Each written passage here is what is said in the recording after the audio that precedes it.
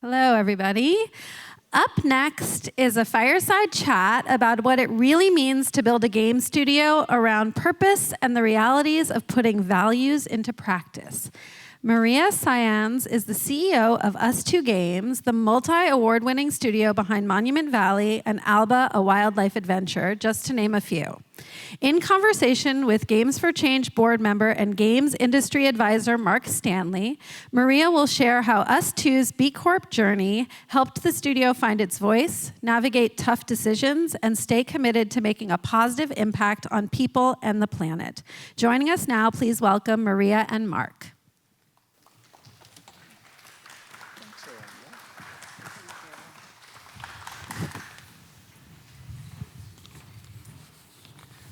Good morning. How are we doing?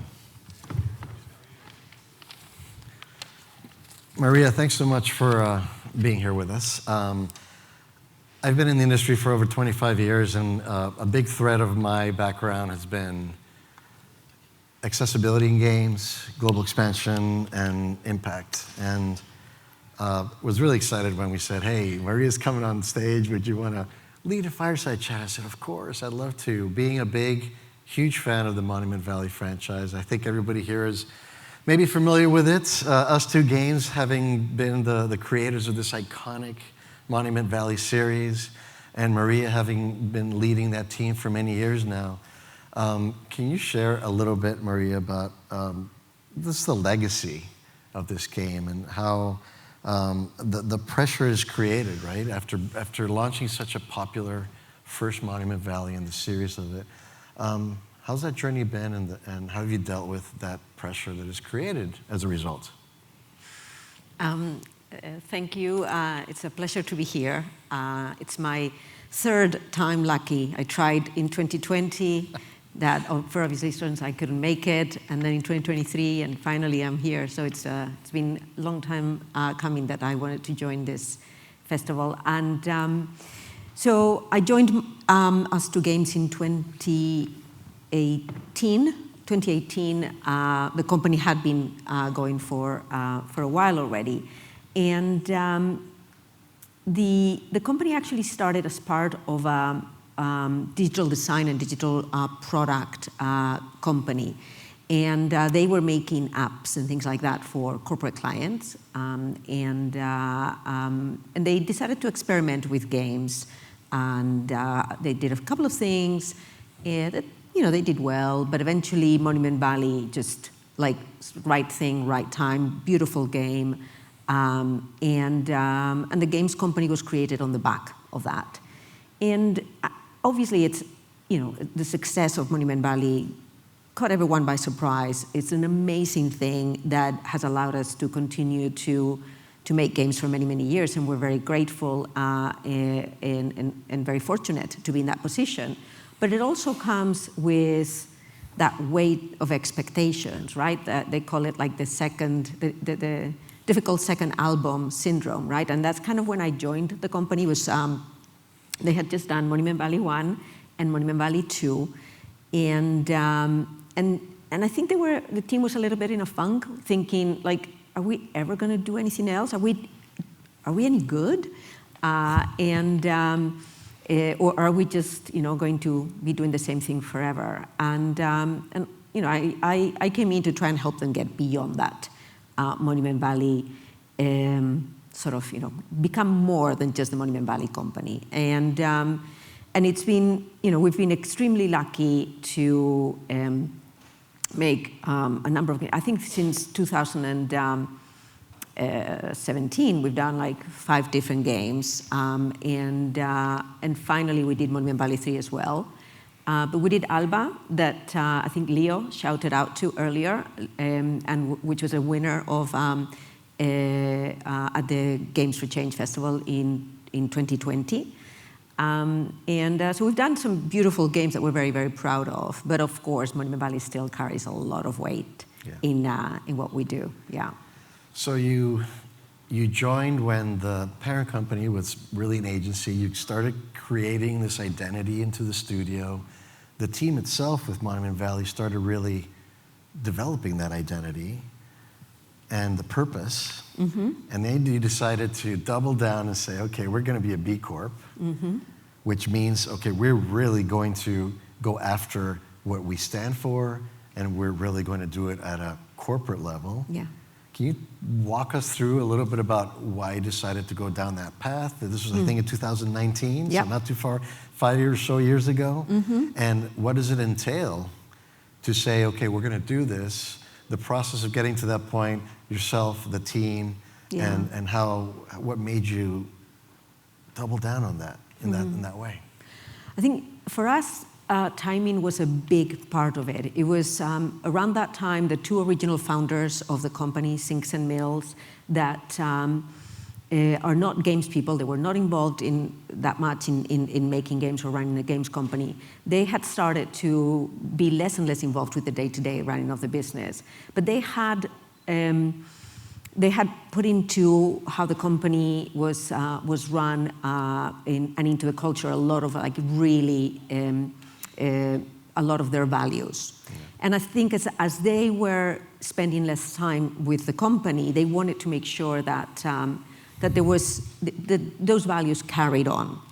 And so a B Corp, for those of you who may not be familiar, is it's a voluntary certification that means that as a company, you are committed to hold on the same level profit, people, and planet.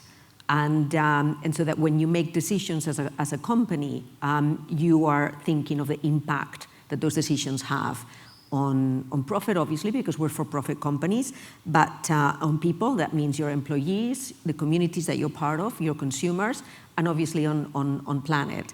And that you're going to hold yourself to the highest standards of accountability and transparency. And so for Sinks and Mills, at that point, it became like this is a way to really cement those values going forward and to make sure that it's something that that we're committed to even as we step aside. And it's something that obviously we were very enthusiastic about and really energized a lot of people. Yeah. It's incredible to hear about that triad of responsibilities as a B Corp, right? People and purpose, also profits, but it becomes equally important. You know, I spent the last half of my career in public organizations where it's driven by the quarterly sit-downs, right? And what growth are we trying to show? And even if you have change agents inside this organization, you're really rowing against the waves, you know? And it becomes real challenging. Going back to us two, how is it? Tell me a little bit about what is it to manage the day-to-day of a B Corp? You know, in a traditional studio, you get up, you're like, okay, let's have a standing meeting. What are our goals for today? When is our next milestone check, et cetera, et cetera. But with a B Corp, you have to prioritize and balance a lot of other areas. I'm just curious what a day-to-day is when you wake up and say, I'm going to go lead this B Corp today. What does that feel like? I think, so I'll give you a few examples. To begin with, when we set our objectives for the year, we set our objectives around kind of, value creation, which is kind of like where most big companies would stop. Like, this is about how we're creating value from an economic perspective. So we set some goals there. We set some goals around people and culture, and that's internal looking. And then we set some goals around impact. And that's part of how I'm measured as a CEO, how the team is measured, and how we, just set goals for the company during the year. Then things like transparency is very important because with transparency comes accountability. So things like we have monthly finance updates with the entire team. So, which in a company of our size is quite rare because you're basically telling everybody, about profit and loss, what money is being spent on, and how much profit you're making per game or not making per game, and which sets a conversation around many things, around salaries, around why, what's happening with the profit that we make, where is it going? We have a profit share plan in place where everybody can see through the year like how we're tracking on our profit and therefore how much money is going to be distributed. We distribute 15% of our profit to employees every year. We have a transparent salary band, so everybody can see what a junior artist is paid between this and that, a mid-level programmer. At the top of that band is my salary, so everybody knows what my salary is because it's the highest. It just happens to be the highest salary in the company. Yeah, so transparency, we have a weekly all hands with an anonymous sort of Q&A that everybody can throw in questions and challenge things. And I think the other thing it does is it empowers people to ask questions from the point of view of, hey, as a B Corp, what are we doing about this? How are we going to be dealing with that as a B Corp? So yeah, so it really translates into many, many things, from sort of how we think about our suppliers as well. So we changed the way that we selected suppliers to consider, are we working with companies that are local, that how many of them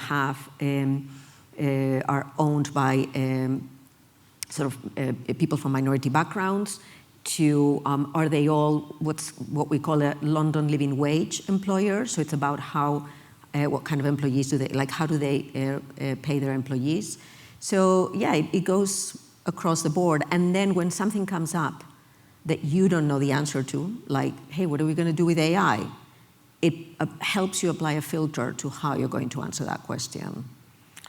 That's amazing. I mean, Maria, you and I had a chat last week to talk about this sit down, and you talked about the B Corp, and it re-inspired me. You know, my son's just launching this sustainable t-shirt company. He's 16 years old, and it's his first company. And we started looking into B Corp, and he's going to actually apply to kick this thing off as a B Corp. And I know it's difficult. It takes a year. You gotta really line up a lot of pieces, but it was inspirational.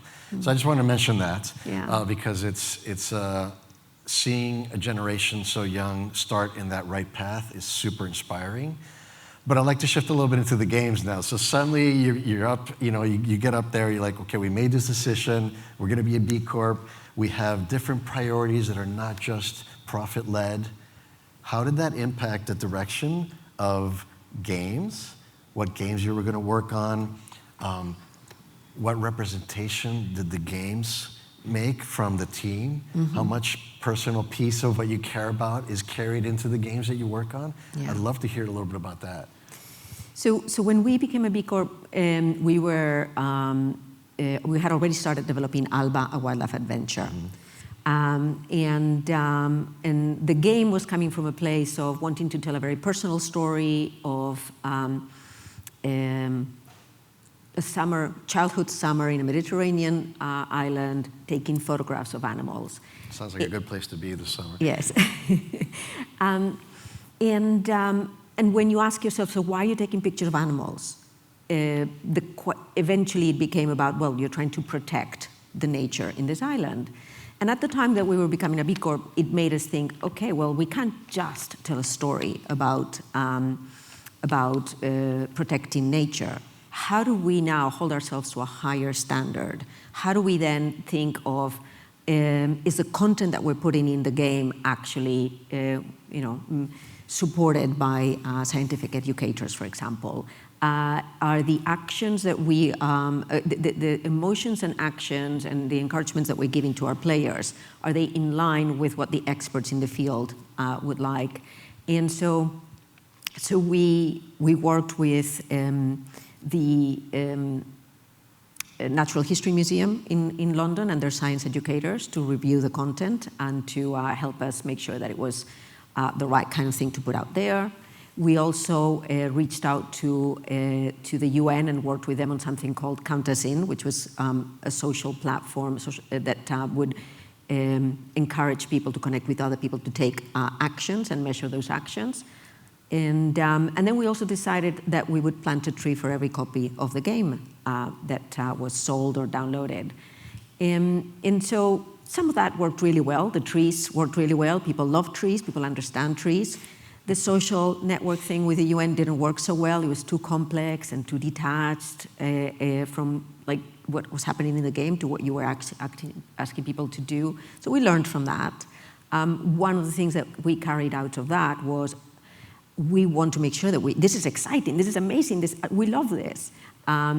It gives a sense of purpose for what we're making. It gives another way of engaging with our players. And we feel really, really proud of what we're doing. So how do we take this forward? So we decided at that point that going forward, our games, we would look for what is the deep question that this game is trying to answer? What is the deep thing that we're trying to make better in the world? And then how do we amplify that? And so we did with DESTA, the Memories Between. We anchored that on youth mental health and youth centers. And we decided to apply 3% of our profit to always support an action in the real world. In that case, we created a partnership with an organization called UK Youth, where we supported youth centers in London. And then with Monument Valley 3, it became clear that there was a theme also that it was environmental, but it was more about bringing communities together, and it was about the devastating impact of floods. So we worked with a number of organizations to kind of flesh that out and find who would be our right impact partner. And we ended up partnering with Red Cross to support communities affected by floods. So we're now taking that forward, but it's been a little bit different in every game. And I think but we come at it first from the game, first from what's really moving our team to tell this story or to make this game, and then find how that connects to the real world. And I think that's a little bit different from how other people that operate in the impact space in games, because we're like game makers first and activists second. You could think, well, you're just plonking it on. Perhaps we are plonking it on, perhaps. But I actually think that if you are aware in this world and you're paying attention, you inevitably, there's something in the story that you're trying to tell. So be true to that. And if you just ask why, and you ask why and why again, there's going to be something universal and there's going to be something important. So chase that. And that's kind of the path that we've followed through. It's worked okay. But it's worked okay. It's worked okay. You're very humble. How many trees have been planted thanks to you? Trees, I mean, you said well everybody over likes trees. You're very humble about it, but let's see. Well, how many millions of trees are planted?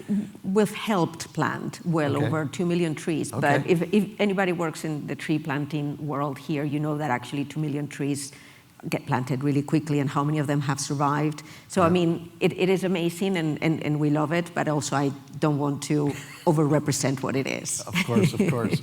But that's a great number, right? We need more clean oxygen in our world. We need more carbon processing, and that sure makes it happen.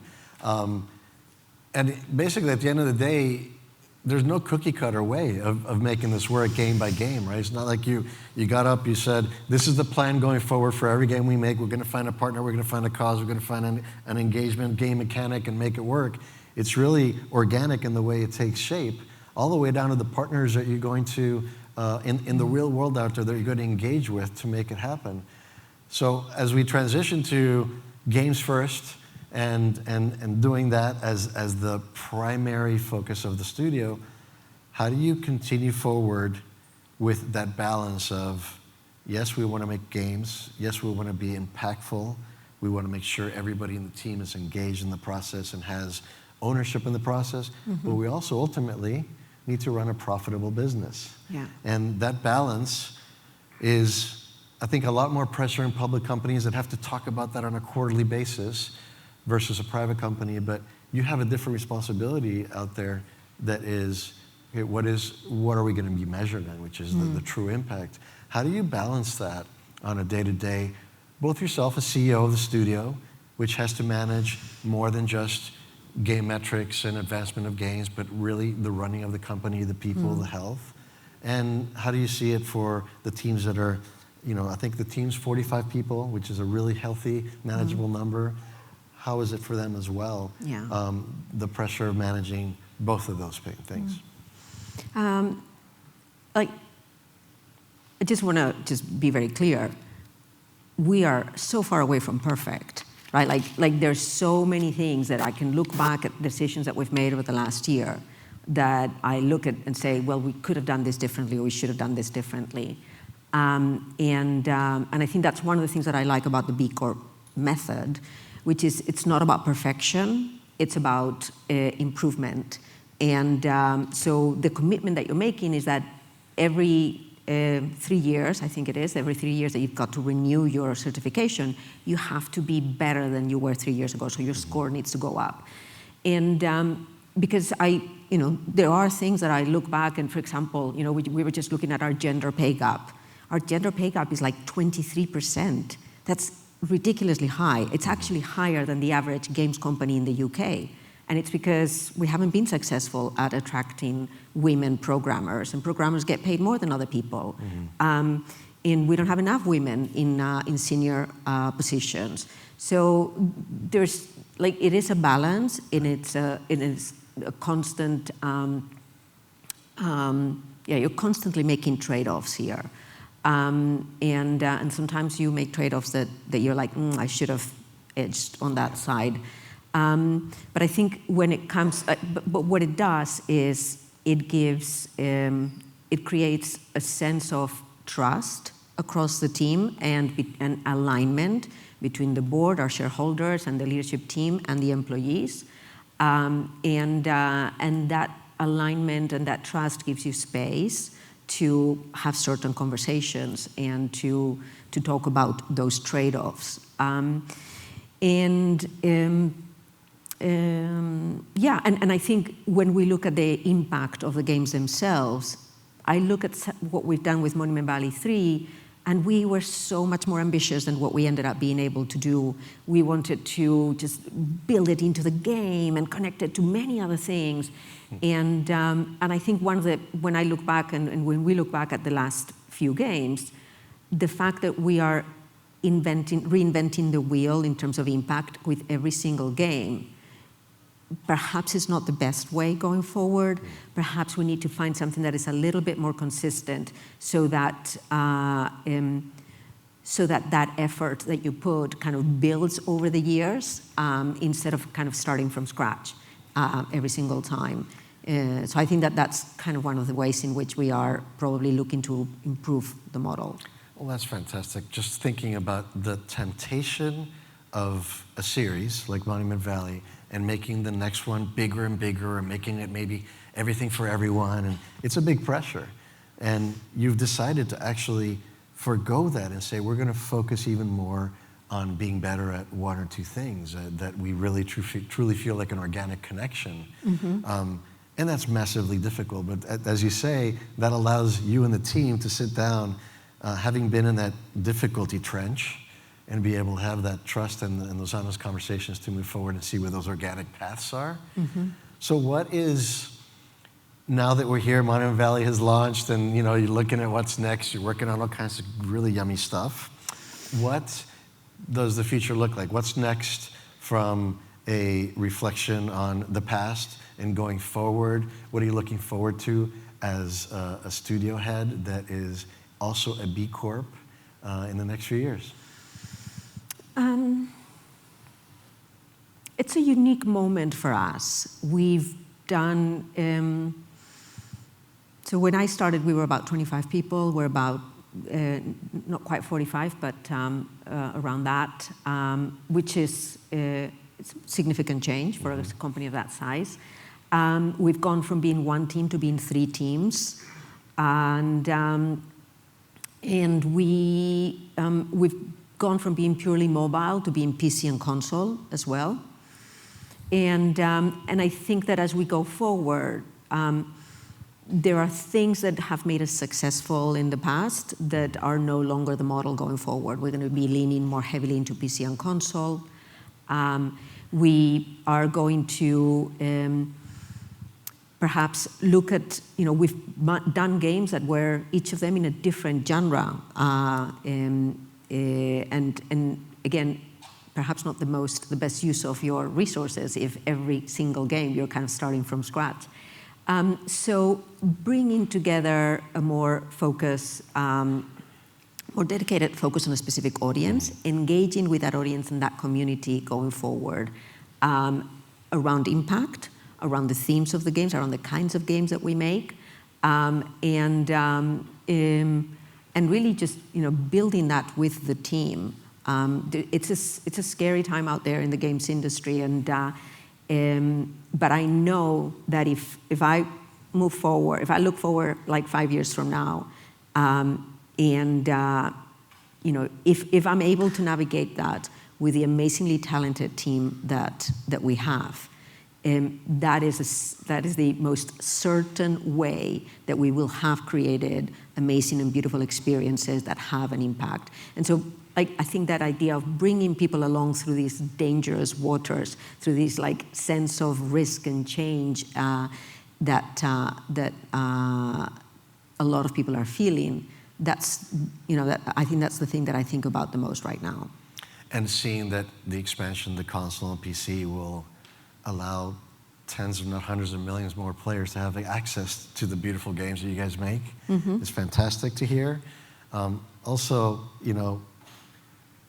having been in studio life myself and executive roles in big orgs, us too is a beacon that you can actually still drive purpose and still make great games and still survive as a studio, which is a huge challenge nowadays as we see the impact of COVID and rebound from COVID, et cetera. But I just very happy that so many more people will be able to have access to these games, and what an inspiration us two is for just developers everywhere that are just getting started or mid in their career to be able to say, you know what, I can have a purpose, I can have a destination, and still stick to that and be successful while doing it. So, Maria, thanks to you and the team for keeping the focus on what's important other than profit, and balancing that throughout the ages. And we're, all of us, I know I'm personally just can't wait for the next one. I'm a big fan of the series, big fan of the studio, and thank you so much for coming out here after 3 attempts in 3 years to finally make it from London to join us here in New York. Thank you. It's a pleasure. Thank you, everybody. Thanks very much. Thank you.